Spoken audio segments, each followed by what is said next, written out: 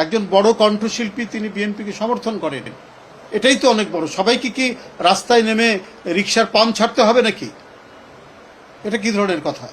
দুজন, তাহলে নিশ্চয়ই তারা মানে দুজন মানে তাদের আচরণের মানে সাংস্কৃতিক ঘাটতি আছে, তাদের আচরণ অত্যন্ত ত্রুটিপূর্ণ। কেন সেলিব্রিটি আসবে না কেন?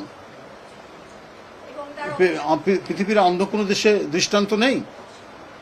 দৃষ্টান্ত রয়েছে তো। আর্নল্ড শোয়েজনিগার আপনি দেখেছেন যে উনি আর কয়দিন রাজনীতি করেছেন, কিন্তু তিনি রিপাবলিকান পার্টির নমিনেশন পেয়েছেন, পেয়ে তিনি ক্যালিফোর্নিয়ার গভর্নর হয়েছেন। আর ভারতে তো আমরা দেখি সেলিব্রিটিরা আসছেন, তারা নির্বাচিত হচ্ছেন, তারা নমিনেশন পাচ্ছেন, তো বাংলাদেশে আসতে পারে না? তিনি সেলিব্রিটি হয়েছেন তো একদিনে না, তাকে অনেক খড় কাঠ পুড়িয়ে আসতে হয়েছে। তার সাথে মিসবিহেভ করবে কেন? এটি দলের যারা সত্যিকারের নিবেদিত প্রাণ এবং সুরুচি সম্পন্ন কোনো মহিলা, তারা এই কাজ করতে পারে না। আমরা এই বিষয়টি খতিয়ে দেখছি এবং যে এই ধরনের ঘটনার সাথে জড়িত নিশ্চয়ই তার হবে, তার সাংগঠনিক ব্যবস্থা হবে তার নিয়ে।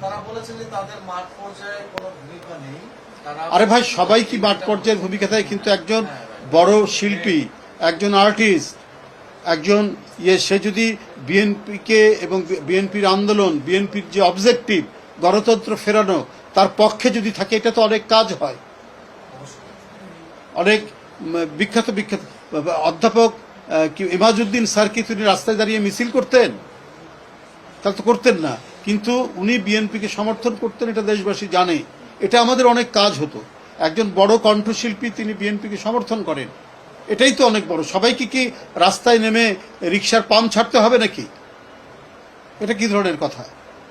যে একজন পার্টি অফিসে একজন সম্মানিত শিল্পী আসবে, তার সাথে এরকম ব্যবহার করবে?